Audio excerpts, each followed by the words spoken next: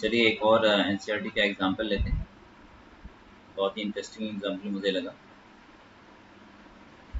That is example number 1.7। It says an electron falls through a distance of 1.5 centimeter in a uniform electric field।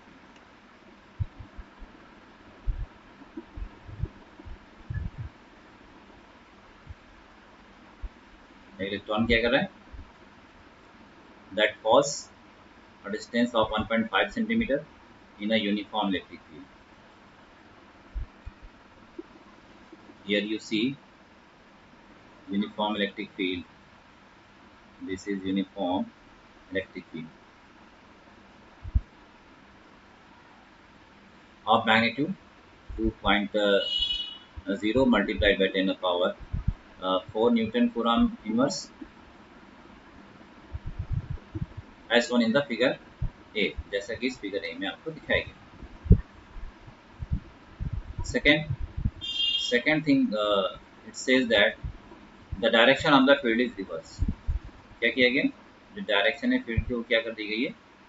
It reversed, ये reverse कर दिया गया। ठीक, keeping the but the magnitude is unchange, लेकिन magnitude जो कैसा है ना वो अनचेंज। इस केस में क्या हुआ? अ प्रोटॉन फॉल्स, एक प्रोटॉन फॉल कर रहा है। It is proton falls through the same distance. वो भी कितने डिस्टेंस फॉल करता है? Same distance. मीन्स वो भी कितना? 1.5 सेंटीमीटर ही फॉल डाउन होता है। Now what is the question asking? The question says that compute the time fall in each case. दोनों केस में, इस केस में भी और इस केस में भी आपको क्या निकलना है? What is the time fall? What is the time fall? दोनों केस में आपको क्या फाइंड करना है? टाइम फॉल कितना होगा। आल्सो एक और क्वेश्चन उन्होंने लगा दिया है, that is competency based question. Contrast the situation with that of free fall under gravity. आपको एक कंट्रास्ट भी डालना है इस सिचुएशन की और एक्सप्लेन करना है how this free fall of electron और proton is dependent which quantity. आपको यह बताना है कि जो आपका प्रोटॉन है और ये जो इलेक्ट्रॉन और ये आपके पास प्रोटॉन है, ये दोनों कौन सी क्वांटिटी के साथ डिपेंडेंट होते हैं। ठीक है, चलिए तो first thing here we will apply the concept of free fall. What is the concept of free fall?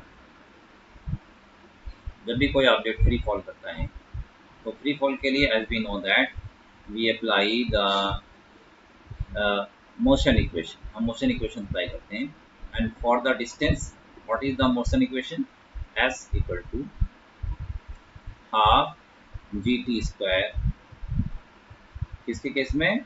Gravitation gravity के केस में। कौन से केस में? That is gravity.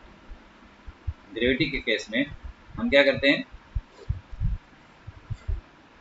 ये फ्री फॉल इक्वेशन अप्लाई करते हैं। ठीक है, सेम एज यहाँ पर हमें भी यही करना है। अब फ्री फॉल के लिए यहाँ पर दो क्वांटिटीज क्या है हमारे पास? This quantity is known, but G क्या है? Gravity acceleration under gravity. Hence when body will fall, when electron will fall, it will accelerate। ये एक्सेलरेट होगा जब भी ये फॉल करेगा इलेक्ट्रॉन या प्रोटॉन, तो क्या होगा? ये एक्सेलरेट करेगा। क्या करेगा? मीन्स क्या होगा? ये एक्सेलरेट करेगा। तो हमें एक्सेलरेशन यहाँ जानना पड़ेगा। इसके केस में भी हम, इन दोनों के केस में हमें क्या करना पड़ेगा? एक्सेलरेशन लेना पड़ेगा। ठीक है,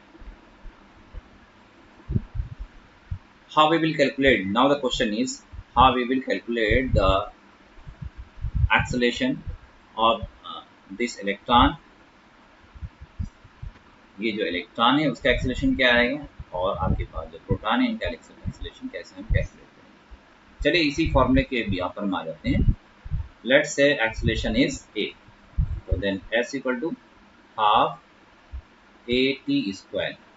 इस फॉर्मूले the time taken to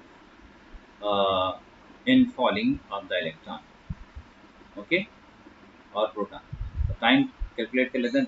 time will be क्या हो जाएगा, it will be square root 2s upon p, क्या हो जाएगा। तो टाइम के लिए हमने फॉर्मूला डराइव। अब हमारे पास एक क्वेश्चन बन गया कि हमें क्या निकलना है, एक्सेलरेशन निकलना है। That is we have to calculate acceleration. as we know that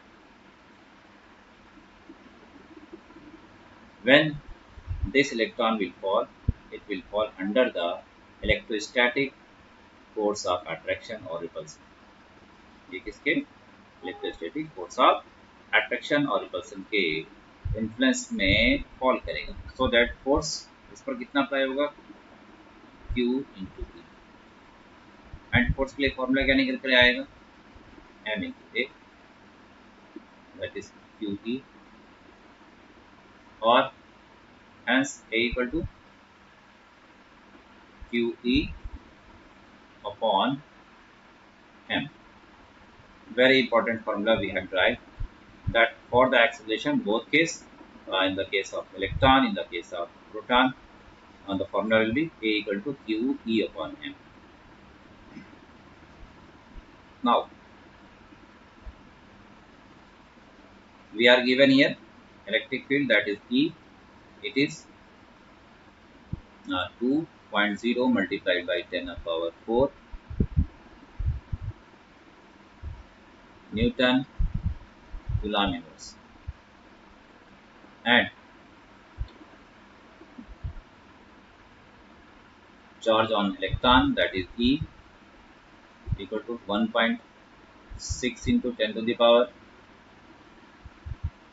minus 19 Coulomb, and charge on proton, that is here it is also 1.6 into 10 to the power minus 19 Coulomb.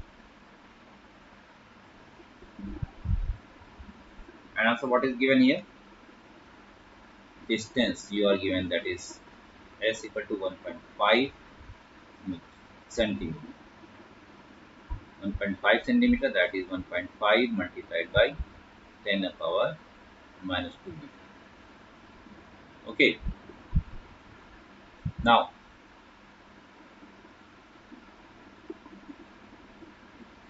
for case 1, that is for the case of electron के case, acceleration of electron will be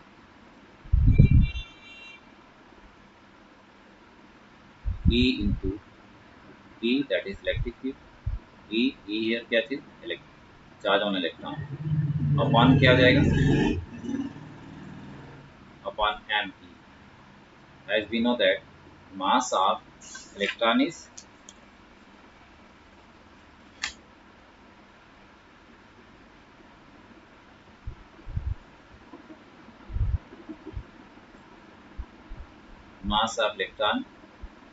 it is 3.1 into 10 to the power minus 31 kilogram, and mass of proton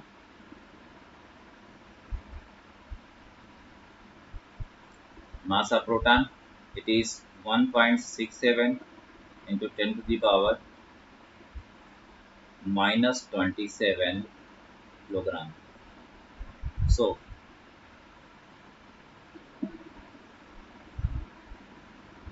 for the case of electron, acceleration of electron will be Q will be placed as charge of electron, E upon M values put करते हैं, it will be 1.6 multiplied by 10 to the power minus 19 and 2.0 into 10 to the power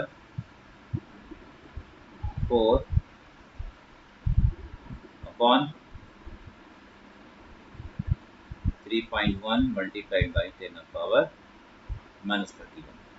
सभी को solve करते हैं, we will get 3.2 multiplied by 10 to the power minus 19 and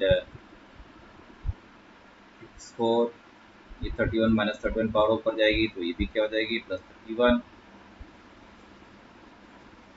upon mass of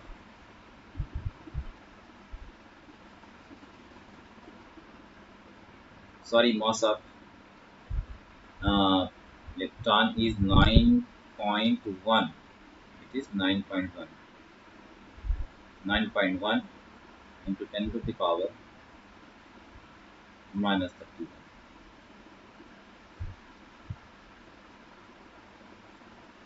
decimal to decimal remove कर लेते हैं। 32 multiplied by 10 up power यहाँ कितनी बचेगी? 31 एंड 4 कितना हो जाएगा आपके पास? 35 माइनस 19 बचेगा आपके पास 16, नीचे 9। 10 यहाँ से बाहर कर लेते हैं, ये 91 से आप इसको डिवाइड कर दीजिए, तो डिवाइड करेंगे तो हमें क्या मिलेगा? We will get 0.351 approximately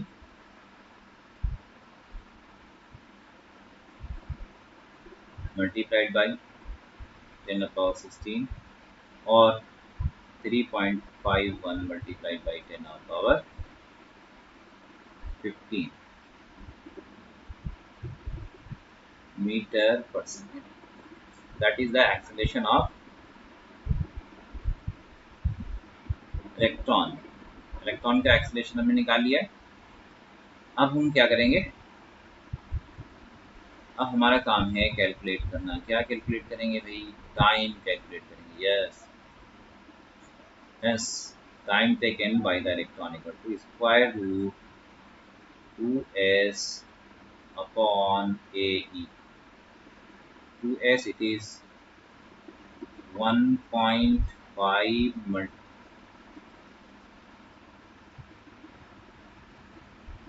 2 multiplied by 1.5 upon, अभी एक्सेलरेशन मेरा कितना आया है?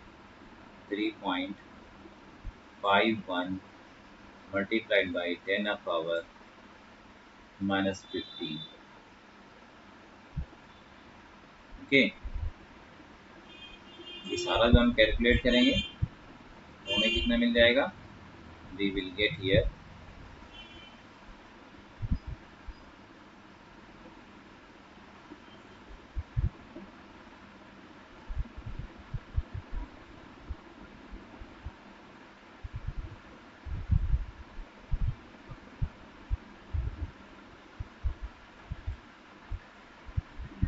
here it is also -2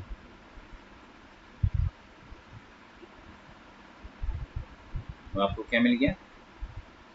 जब भी कैलकुलेट करेंगे फाइनली हमें जो मिलेगा वो क्या मिलेगा? That is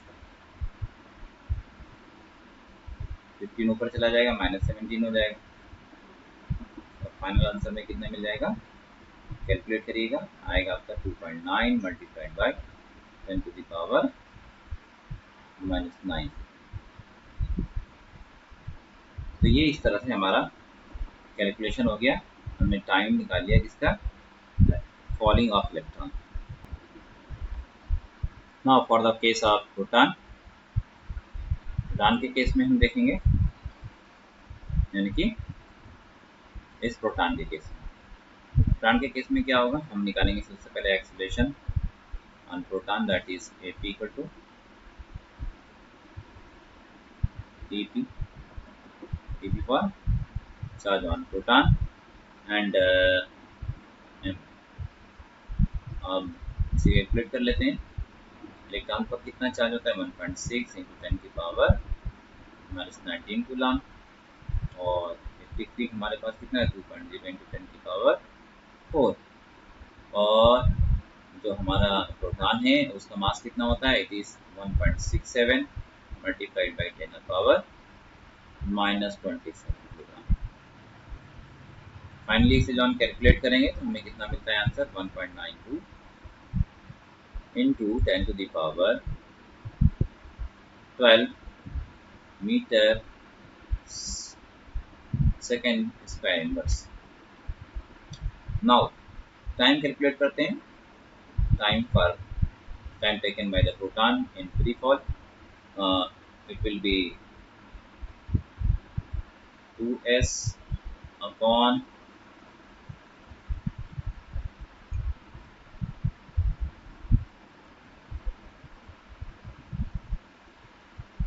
AP 2 multiplied by 1.5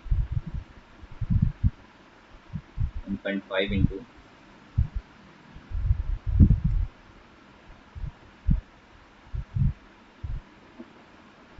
10 to the power minus 2 upon 1.92 into 10 to the power 12। और ये सॉल्व करने में हमें कितना अप्रॉक्सीमेट वैल्यू मिलती है 1.25 multiplied by 10 to the power -7। Okay,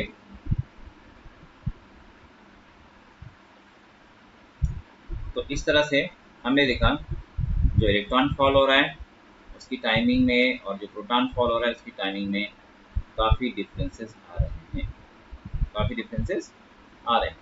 ठीक है, चलिए एक लास्ट क्वेश्चन जो इसमें पूछा गया था, तो इस तरह से हमने टाइमिंग तो निकाल ली, बट उसमें एक और क्वेश्चन आपसे पूछा गया है। क्वेश्चन क्या पूछा गया है?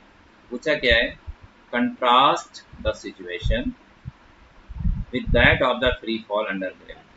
जो फ्री फॉल अंडर ग्रेविटी होगी और ग्रेविटी के अंडर में जो फ्री फॉल होती है और जो इलेक्ट्रिक फील्ड के अंडर में फ्री फॉल होती है, इन दोनों फ्री फॉल में क्या डिफरेंस है, क्या फ़र्क है, ये हमें बताना। ठीक है, चलिए इसके लिए हम डिस्कस करते हैं। सबसे पहले चीज़ तो क्या है, हम सब जानते हैं जो फ्री फॉल होता है, फ्री फॉल कराते हैं जब भी, तो क्या होता है फ्री फॉल के दौरान जो भी बॉडीज होती है वो कैसे फ्री फॉल करती है? विद द सेम एक्सेलरेशन रिकॉर्डलेस मास। मास का कोई उस पर असर नहीं पड़ता है। हम एक लाइक जैसे कि कहें 50 ग्राम की बॉल को ऊपर से गिराएं और एक 5 किलोग्राम की बॉल को ऊपर से गिराएं, दोनों के गिरने में क्या होगा? इक्वल टाइम आएगा, वहाँ पर मास का कोई रिलेशन नहीं आता है। ओनली किस पर डिपेंडेंट होती है? जो हमारा फ्री फॉल डिपेंडेंट होता है वो किस पर? Gravitational acceleration, that is acceleration due to gravity पर डिपेंड। ठीक है, but in case of electric field, अगर हम इलेक्ट्रिक फील्ड के केस में देखेंगे तो क्या होता है? अभी हमने एक्सेलरेशन कैलकुलेट किया, that is A equal to Q E upon M. अब if electric field is kept in constant, अगर इलेक्ट्रिक फील्ड को हम अनचेंज रखें, उसे कांस्टेंट रखें, तो हमें देख रहे हैं हमें दो क्वांटिटीज के ऊपर, कितनी क्वांटिटीज? दो क्वांटिटीज के ऊपर हमारी जो हमारा एक्सेलरेशन है वो डिपेंड करता है। कौन सी quantity? That is charge. First quantity कौन सी है? चार्ज। चार्ज के ऊपर डिपेंड करेगा। और कौन सा? मास ऑफ द पार्टिकल, जो हमारा चार्ज पार्टिकल है उसका मास के। इन दोनों पॉइंट्स के ऊपर, यानी इन दोनों कह सकते हैं क्वांटिटीज पर एक्सेलरेशन डिपेंड करेगा when charge particle pass under an electric field, जब कोई चार्ज पार्टिकल फॉल करता है इलेक्ट्रिक फील्ड के अंदर। आई होप आपको ये क्वेश्चन अच्छे से समझ में आया होगा। क्वेश्चन समझ में आया है तो लाइक करें, सब्सक्राइब करें मेरे चैनल को, और आपस में शेयर भी करें ताकि दूसरों तक ये पहुँचे और लोग इसे अच्छे से समझ पाएँ। आपके कोई डाउट है, किसी तरह की कोई क्वेश्चन है तो आप कमेंट में लिख सकते हैं, मैं आपको ज़रूर से उनका आंसर दूंगा। Thank you very much for watching my video.